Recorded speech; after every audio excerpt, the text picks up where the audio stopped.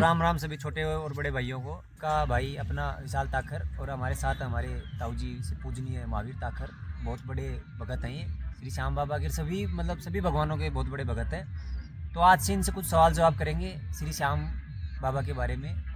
तो उनके जो परिवार है उनको जो भी कुछ सीखना है बाबा के बारे में, इनका कहाँ जन्म हुआ, इनके माता पिता कैसे इनको कलयुग में पूजा जा रहा है, इनको कौन सा क्या वरदान मिला है, वो हम हमारे ताऊ जी से पूछेंगे।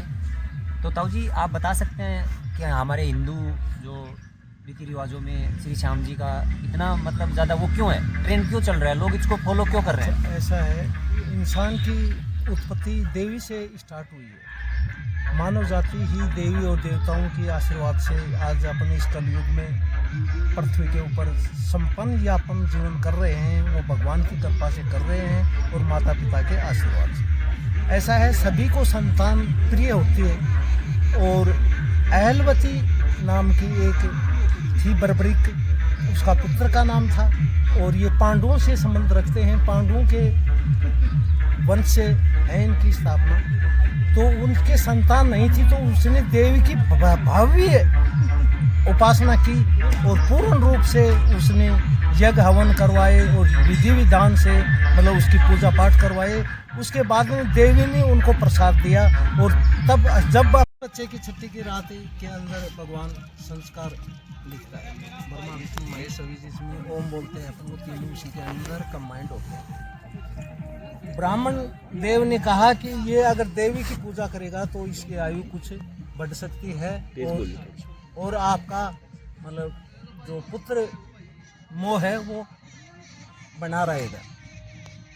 बाबा श्याम ने बर्बरिक ने बर्बरिक ने, श्याम जी तो बाद में बने, बर्बरिक ने जम कर के भक्ति की, देवी की आराधना, जिसे अपन चारुंडा माता बोलते हैं, आदि शक्ति बोलते हैं, देवियां बोलते हैं। और उनके 35-36 रूप हैं देवियों के, ये सभी देवियां हैं।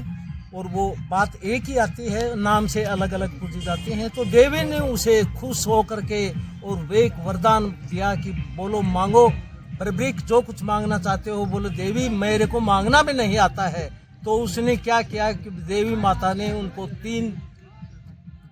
तीन वरदान दिए, जिसमें 3 त्रिशूल दिए। और उन्होंने कहा कि दुरुपयोग इनका मत करना और आप धर्म के लिए ही इनका उपयोग करना और इंसानियत पेटे ही ये रहना, राक्षसों का कहना मत मानना। और जो भी धर्म पुण्य काम हो उसमें इनको काम में ले लेना।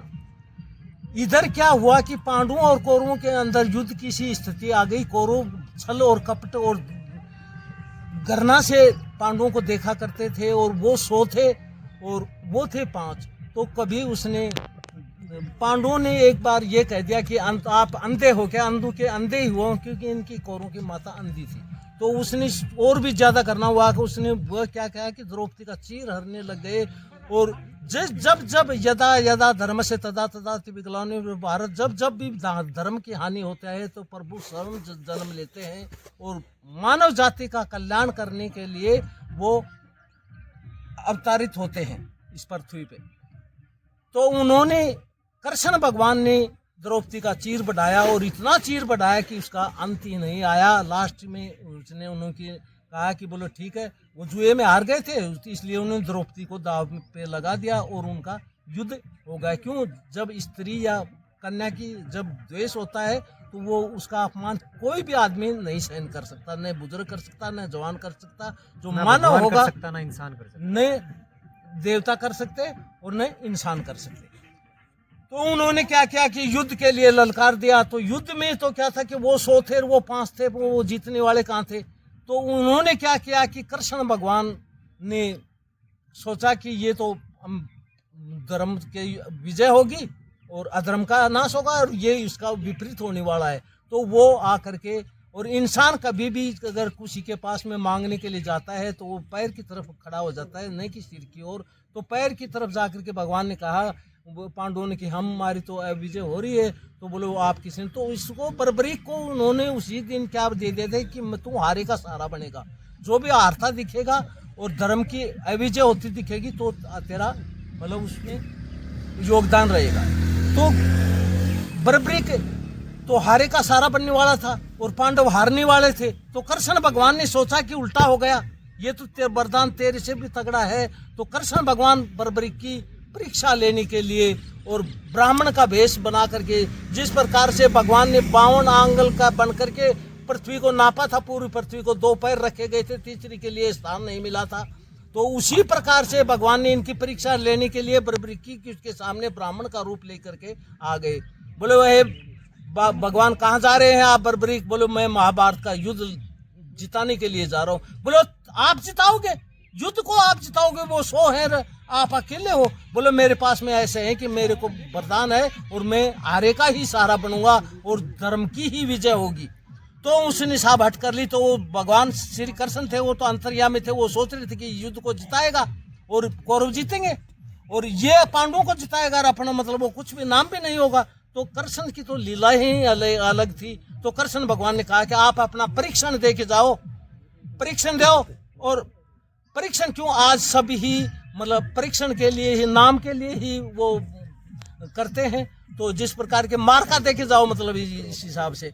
तो उन्होंने कहा कि हे प्रभु क्या परीक्षा लोगे? मेरे पास तो ये 3 बाण है, इन्हीं से धरती, आकाश और पाताल तीनों में मेरी विजय हो जाएगी। उसने कहा कि मैं तो प्रत्यक्ष को प्रमाण की क्या जरूरत है, मेरे को प्रमाण देके दिखाओ। तो उसने कहा कि बोलो भगवान क्या, बोलो ब्राह्मण देव आप क्या परीक्षण लेना चाहते हैं? बोले इस बरकत का पेड़ है, इसको बीन के दिखाओ। तो उन्होंने भगवान ने एक पत्ता नीचे पैर के नीचे दबा लिया और बर्बरीक ने कहा कि हे ब्राह्मण देव, एक पत्ता आपके पैर के नीचे भी है, इसको जरा हटाओ, नहीं तो ये भी साथ में। जब वो भगवान का पैर भी मतलब विच्छेद हो गया था, तो उसने एक बाण से मतलब उस पूरे को कर दिया, तो 2 बाण तो एक्स्ट्रा बच रहे थे। तो कृष्ण भगवान ने कहा कि ये देव तो मतलब महाबली हैं, महापराक्रमी हैं, महादानी हैं और महादयालु हैं और धर्म की ही विजय करवाएंगे। तो उन्होंने बोला कि थोड़ा सा प्रभु ने भी छल किया और वो कहा कि मेरे को वरदान दे के जाओ। तो ये पहले ऋषि मुनियों का और कोई भी धार्मिक आदमी होता है तो उसका वरदान होता है, जो वर मांगता है उसको मतलब वो देते थे। तो उन्होंने मांगा कि बोलो कैसे? बोले हे ब्राह्मण देव आप जो भी मांगोगे वो मैं आपको दे के जाऊंगा। तो भगवान श्री कृष्ण ने और कुछ नहीं मांग करके उसका पूर्ण संपूर्ण जीवन ही मांग लिया और उसने कहा कि आप शीश का दान दे के जाओ। हे प्रभु आप ऐसी लीला किसी को मत करवाना, क्यों? जब शीश ही चला जाएगा तो इस कलयुग में तो कोई ऐसा है नहीं कि मतलब वो दोबारा जीवित हो जाएगा, ऐसे कोई मंत्र भी नहीं है कि वो मतलब विकसित हो जाएंगे। तो हे कृष्ण भगवान आप ऐसी परीक्षा तो भविष्य में किसी की भी मत लेना। और बर्बरीक ने कहा कि सह त्याग से खुद ने अपने शीश त्याग के और कृष्ण भगवान के चरणों में रख दिया। और कृष्ण भगवान खुश होकर के बोलो बर्बरीक ने कहा कि ब्राह्मण जाति का कभी शीश का दान नहीं मांग सकता, क्योंकि उसमें उसका खून होता मतलब मर्डर होता है। तो उसने कहा कि हे भगवान आप अपना असली रूप दिखाइए। तो कृष्ण भगवान ने कहा कि मैं हूँ। तो बोले कैसे? बोलो जो भी मरने वाला होता है जब किसी को फांसी भी तोड़ते हैं तो कहते हैं अंतिम इच्छा बताओ। तो उसने कहा कि मैं एक ही इच्छा है प्रभु मेरी कि मैं महाभारत का युद्ध देखना चाहता हूँ।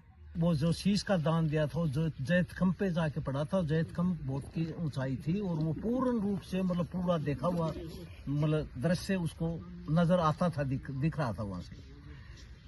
अब प्रभु ने सोचा कि इसका शीश का दान ले लिया तो इससे तगड़ा भक्त हो कौन सकता है? जो शीश का दान तो भक्त ही देगा। अगर अपन किसी भी इस इंडिया में हो चाहे वर्ल्ड में हो कोई कहेगा कि तुम अपने प्राण दे दो, तो कोई ऐसा भक्त नहीं जो अपने प्राणों के लिए तैयार हो जाएगा। एकलव्य ने तो एक अंगूठे का ही दान दिया था, जबकि बर्बरीक ने अपने शीश का दान दे दिया गुरु दक्षिणा श्री कृष्ण भगवान की पूर्ण हुई और जैतखंड पे उनका जाके शीश टंग गया। उसके बाद में क्या हुआ कि लड़ाई स्टार्ट हुई और पूर्ण रूप से योद्धाओं ने पूरा जोर लगाया और श्री कृष्ण भगवान पांडवों की तरफ हो गए। तो पांडवों की विजय होनी थी जब श्री कृष्ण भगवान उनकी तरफ थे। फिर उसने क्या किया कि लास्ट में यशोत्थामा हाथी मारा, वो योद्धा था, वो बोला यशोत्थामा ने मार दिया। और बोलो कौन कितनी क्या लड़ाई करते। आजकल क्या है कि व्यंग्य ज्यादा मारते हैं, मैंने ये किया और धर्म पुण्य का नाम लेते ही नहीं है। जब ठोकर लगती है तो हर इंसान क्या कहता है कि हे माँ मर गए, हे भगवान मर गए, कोई ये नहीं कहता कि हे लुगाई मर गए। तो प्रभु ने सोचा कि इनको पूछें कौन कौन क्या क्या कर रहा है, कि वो तो लीला और छलिया तो थे ही। तो कृष्ण भगवान ने कहा कि इस युद्ध में किसने क्या क्या किया। तो वो बोले कि भीम बोला मैंने मारा, इतने वो मारा, तय मारा, वो मारा। बोले एक गवाह है, जज भी अपना फैसला गवाह के तौर पे देता है। तो प्रभु ने कहा कि एक मेरे पास में गवाह है, उसको पूछते हैं कि कौन कितना योद्धा था। तो श्री कृष्ण भगवान ने बर्बरीक को वाणी के रूप में बुलवाया और बोला कि हे बर्बरीक बताओ कौन क्या देखा आपने। बोले हे प्रभु मैंने तो इस सृष्टि के और इस महायुद्ध में दो ही चीज देखी, श्री कृष्ण का चक्कर और द्रौपदी का कपड़। तो प्रभु ने कहा कि यार इसने बात तो बहुत ही बढ़िया बताई है। और जब ये कहते हैं कि जब प्रभु की दृष्टि होती है, जहाँ को राखे साया मार सके न कोई, बालन बांका कर सके चाहे जग कोई बैरी हो। अगर श्याम प्रभु की जिस पे दृष्टि है तो वो सदा सुखी ही रहेगा। और अवगुणों से अपने आप गणेश जी उसको बचा देते हैं। और देवी की कृपा से, क्यों देवी भी तो इनके साथ है, देवी की कृपा भी इन पे पूर्ण होती है। यानी कि 56 देवी देवताओं की बजाय अगर आप एक श्याम बाबा को भी पूज लेते हैं तो उसके अंदर पूर्ण रूप से भक्ति का भाव आ जाता है। और वो माँ और बाप की सेवा करता है, वो अपने बड़ों का आदर करता है और रास्ते की कीचड़ को साफ करता है। कोई राजनीतिक फाजनीतिक से इसको कोई लेना देना नहीं है। और जो भी आजकल इस कलयुग में वीआईपी कोटे से जाते हैं तो प्रभु तो देखता है कि वीआईपी कोटा कौन सा है।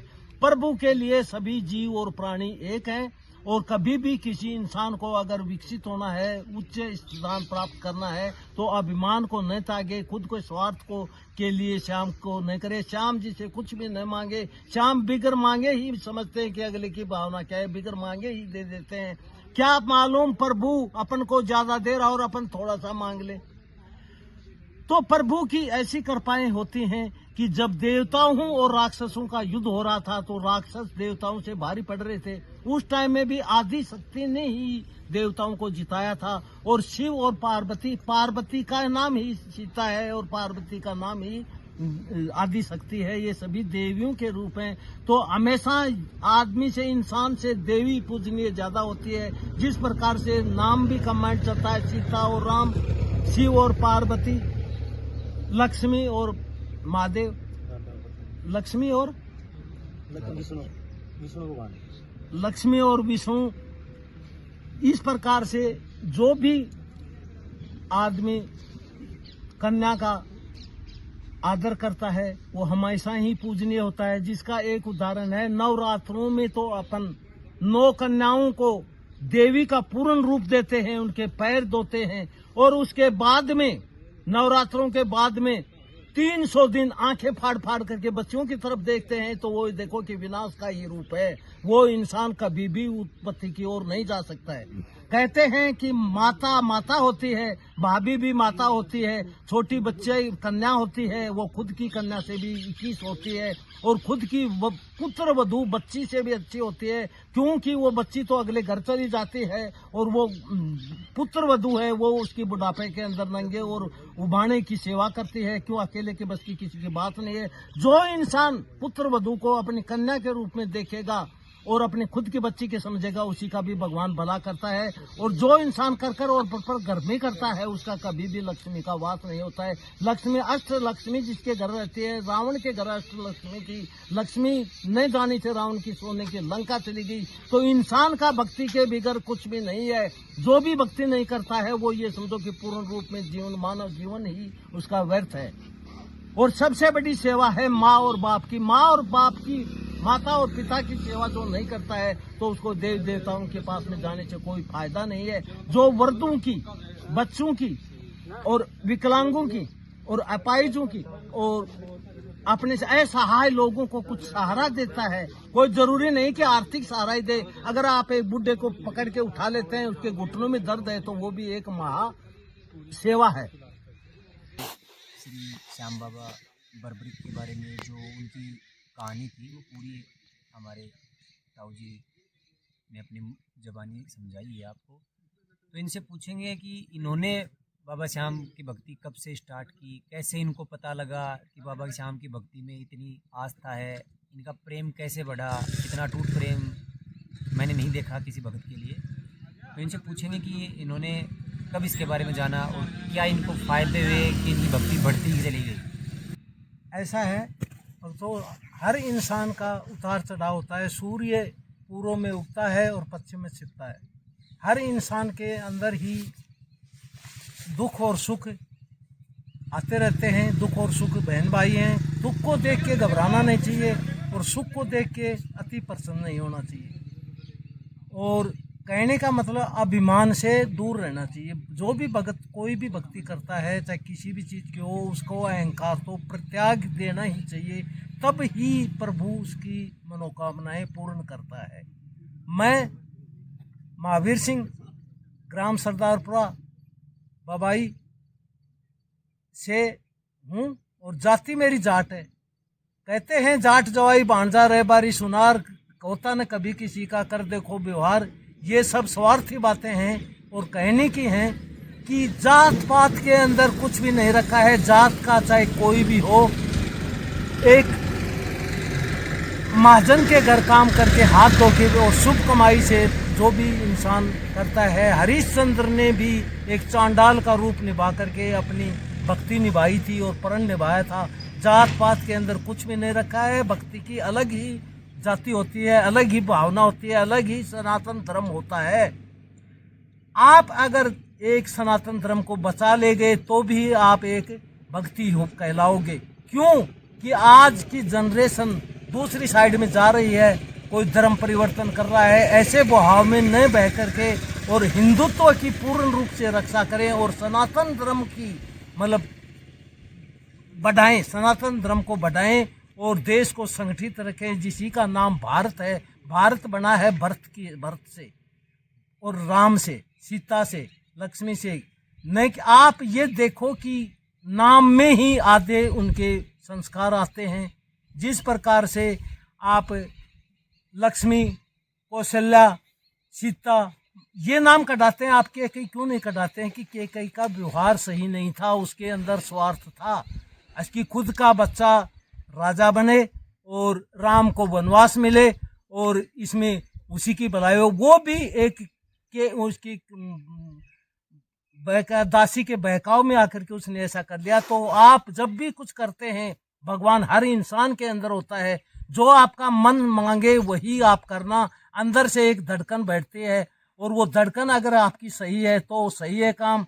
जिस प्रकार से मैं भी ये जाट था, पहले सूंघ लेता था कभी कभी 40 साल पहले, कि जब देखा आप शराब की बोतल खोलते हैं तो उसके अंदर उसका मन है वो अंदर से ना करता है कि मत पीना, ये पीने योग्य चीज नहीं है। और जब एक जूस पीता है तो मन में के अंदर लाड़ आते हैं कि यार ये तो पीना ही चाहिए, अपना प्राप्ति करना चाहिए। उसी प्रकार से सुख और दुख है कि दुख को ज्यादा घबराना नहीं चाहिए और सुख को ज्यादा विकसित नहीं होना चाहिए। ऐसा था कि मैं एक गृहस्थी जीवन से और बिल्कुल गरीब परिवार से बिलोंग करता हूँ और करता था। और भगवान ने मेरी ऐसी सुनी थी कि मेरी 5 लड़कियां हैं, 2 बच्चे हैं और एक बच्चा तो ऑपरेशन के बाद में भगवान ने छप्पर फाड़ के दिया है। कहते हैं कि देना है तो प्रभु को छप्पर फाड़ के देगा और आप उसका भक्ति नहीं करोगे तो वो वापस ले लेगा। मैं आराम से पढ़ाई लिखाई की और किसान का कार्य करता था। तो खेती के अंदर तो इतना ही होता था जो मतलब घर का खर्चा ही बड़ी मुश्किल से चल पाता था। उसके बाद में मैंने फॉरेन तक की विदेश की यात्राएं की। इसमें अपन को एक सबक वहां से मैंने एक सीखा कि अपन बटे हुए हैं हर जाति से, गोत्र से, धर्म से। और विशेष करके ब्राह्मण कहता है मैं अछूत के पास नहीं बैठता, वो अपन है तो सब हिंदू ही। विदेश में मैंने एक चीज सीखी कि ये सब इनके अंदर भी जाते होते हैं, फकीर होता है, कलाड़ होता है, काफी होते हैं, लेकिन ये सब कहते हैं कि हम मोमडम हैं। मोमडम कहते ही ये सब एक थाली के अंदर खाना खाने लग जाते हैं और इनके अंदर कोऑपरेशन की भावनाएं आ जाती हैं। अपन हिंदू राष्ट्र तो कितने हैं, बहुत कम है, इनके तो बहुत ज्यादा हैं और फिर भी इनके अंदर कोऑपरेशन देखो, ये एक है सब। अपन सब एक हो और भी नहीं तो भगवान के लिए, बाबा श्याम के लिए और राम के लिए, हनुमान के लिए, इनके लिए तो कम से कम एक हो। तो आप हमारे दर्शकों को बताएंगे कि आपकी परिवार की स्थिति कैसी थी, आप कितने भाई बहन हैं, आप खुद कितने भाई हैं, आपके कितने बच्चे हैं, उनके बारे में बताएंगे। फिर आपकी श्रद्धा एक 40 साल के बाद में श्री श्याम के ऊपर कैसे बनी, उसकी कुछ वाक्य बताएंगे आप।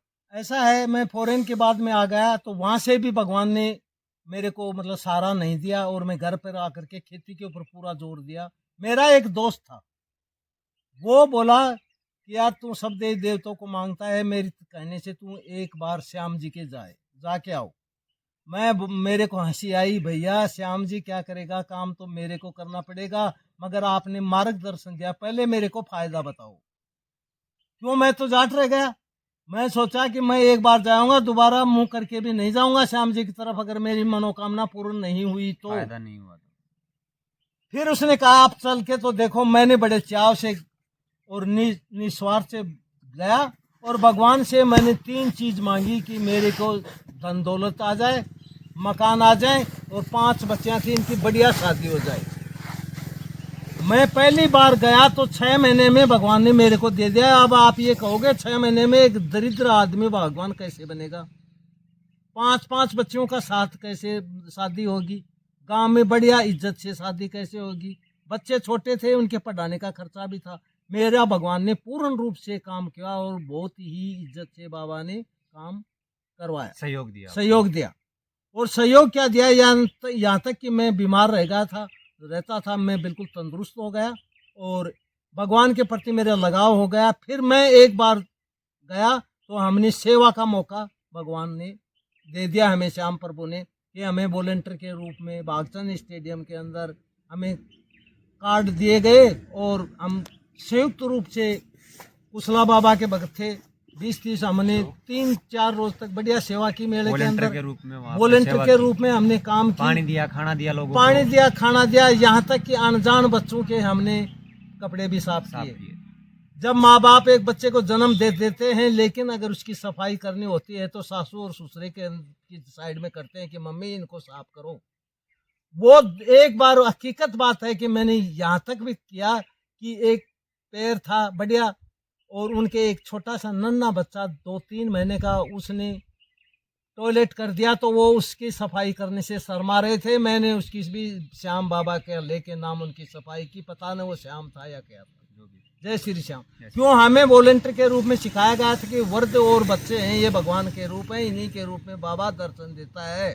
और बाबा जब भी किसी को दर्शन देता है तो बताता नहीं कि मैं हूँ श्याम, पता नहीं कहाँ पर किस वॉलंटियर को किस पंडाल में, रास्ते में, कहीं भी भगवान अपना दर्शन दे सकता है। तो ये कभी भी नहीं मानना चाहिए कि यहाँ भगवान नहीं है, अपन गलत देख लो या सेवा से मुकर हो जाओ। ये परीक्षण लेता है। मेरे को भी काफ़ी परेशानियाँ हुई। एक बार बल्ली टूट गई तो मेरा जी गोद खा गया, और मेरे प्राण भी मतलब बड़े संकट में आ गए थे। प्रभु की कृपा से मैं ठीक हो गया, और मैंने उसी दिन से कहा कि मैं हर 11 को बाबा तेरे आऊँगा, और मैं पेट फुलाने जाने लग गया।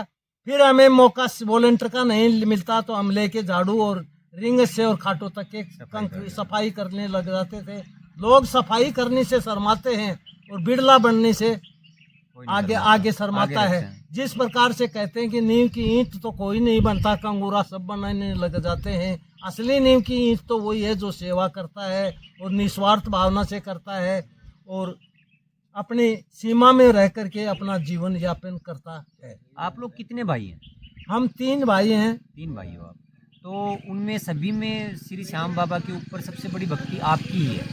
हाँ, वो सभी देवताओं को मानते हैं। जैसे मतलब सबसे पहले नहीं, तो मानते तो सभी हैं, जो अपना गांव है, आस पड़ोस में जो भी इंसान है इस दुनिया में, वो भगवान को मानता है। भगवान को मानते हैं मानना और उसके प्रति एकदम अटूट प्यार दिखाना जो आप दिखाते हैं। हमारे अंदर जाटों के अंदर सबसे पहले तो मतलब हनुमान जी को मानते हैं हम सब।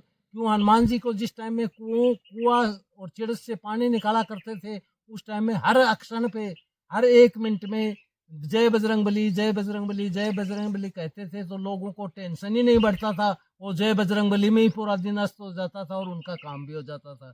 इस प्रकार से मेरा पूरा गांव ही भक्ति के रूप में है, और हम सोचते हैं कि आने वाली पीढ़ी भी इसी प्रकार से गुजरे और भक्ति भावना रखे, और उससे काफी फायदा होता है। हमारे कहने का मतलब ये है, हमारे दर्शक ये जानना चाहते हैं कि भक्ति सभी करते हैं, भगवान के पीछे भक्ति सभी की होती है, लेकिन आपका जो इतना अटूट प्यार है ना, जैसे आप हर 11 को श्री श्याम बाबा के जाते हैं, जैसे अभी ये फागुन का मेला चल रहा है, इसमें आप पूरी भक्ति दिखाते हैं, जैसे भी कैसे भी आप उस चीज़ में भाग लेते हैं, चाहे वो भगत जनों को मतलब सेवा का हो, आपके जो मतलब धनपन से जो बन पाए आप वो करो, तो वो देखो, इतना अटूट प्यार मतलब आपको क्या मिला? ऐसा है, भगवान की भक्ति से और श्री श्याम की कृपा से मैं, मेरे एक ऑपरेशन के बाद में लड़का हुआ, तभी मेरे को विश्वास हो गया कि प्रभु ने ही ये लड़का भेजा है, क्योंकि 5 बच्चियां हैं और एक बच्चा है।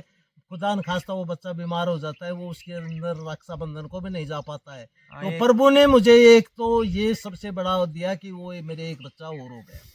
और दूसरी बात, मैं निर्धन था, भगवान ने मेरे को आज समृद्ध कर दिया। बड़े वाला बच्चा था, वो भी 7 साल का जाने लगा है श्याम जी को। क्यों? उनको मैंने ये बता दिया कि श्याम प्रभु की कृपा ही, श्री कृष्ण जी की कृपा और हनुमान जी की कृपा और शिव भोले की कृपा, ये सब कंबाइंड है। तो आपके जो बड़ा बच्चा है वो क्या करता है? बड़े वाला बच्चा पहले ग्रिफ में था, फिर वो लोको पायलट बन गया। रेलवे में लोको रेलवे पायलट में है। पायलट है वो। फिर बाद में क्या हुआ कि पूरे परिवार को उसने संभाला संभाल उन्होंने। लिया। मेरी जिम्मेवारियां प्रभु ने कुछ कम कर दी। उसने अपने छोटे भाई को पढ़ाया, उनकी शादी हो गई? उनकी दोनों की शादी हो गई। तो बड़े और बच्चे के कितने मतलब बड़े बच्चे आपके की पोता शादी पोती हैं? होने के बाद में क्या हुआ कि मैंने सबसे पहले आपको एक बात मैं विशेष करके बताना चाहता हूँ कि हर इंसान जा करके ये, जब उनको बच्चों का संस्कार करना होता है तो सब देखने के लिए जाते हैं, घर वाले भी जाएंगे, लेडीज भी जाएंगी, बच्चा खुद भी जाएगा। मैंने सिर्फ श्याम प्रभु के सहारे ही पर घर वालों को कहा तो वो बोले ठीक है जो आप देख लोगे। मैंने कहा कि मैं तो श्याम प्रभु के ऊपर छोड़ के आऊँगा, रिश्ता करके आऊँगा। अगलों ने भी पूछा मेरे को कि आपकी क्या मांग है। उन्होंने एक ही कहा कि मेरे को बुढ़ापा की रोटियां चाहिए और बाकी मेरे को प्रभु ने सब कुछ दे रखा है।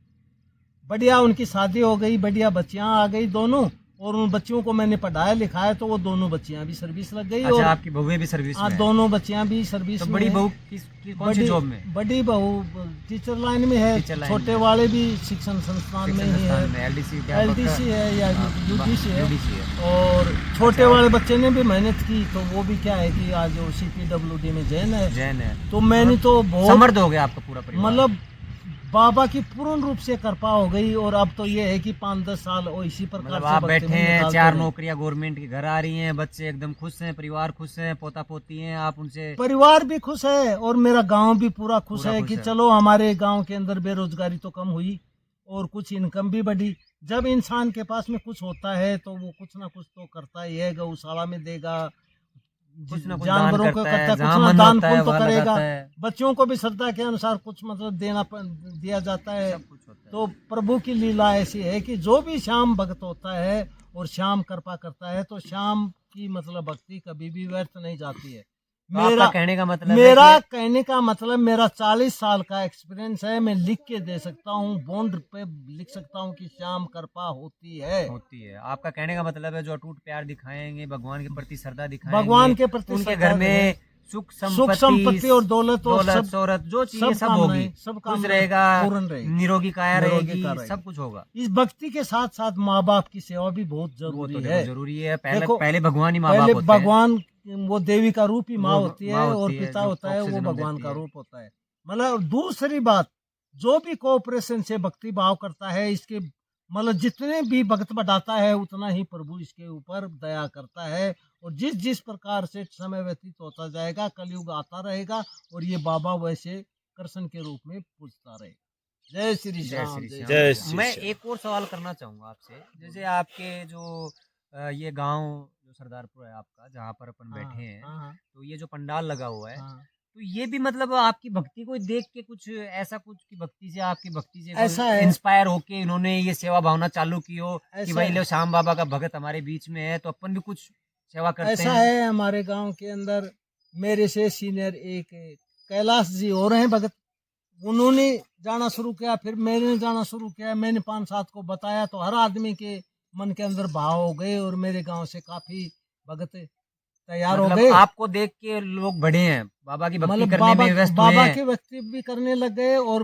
भक्ति भाव भी आ गया सबके अंदर। उसके बाद में हमने देखा कि खाटू के अंदर जाते हैं तो जगह जगह पंडाल लगे हुए होते हैं, तो हमारे मन में भी आया और गांव वालों के बच्चों के वॉलेंटियरों के मन में आया कि अपन भी कुछ करें।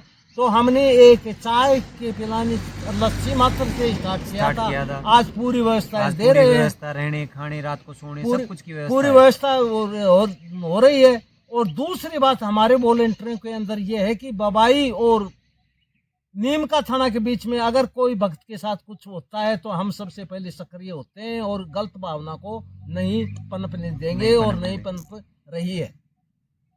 तो ये थे हमारे साथ, हमारी नज़रों में सबसे बड़े भगत श्री श्याम बाबा के महावीर ताखर, जिन्होंने बाबा के बारे में आपको सब कुछ बताया, कहाँ कैसे उनका क्या जन्म हुआ, कैसे उनको मतलब हारे का सहारा कहा जाता है, क्या उनको वरदान मिला था श्री कृष्ण जी के द्वारा।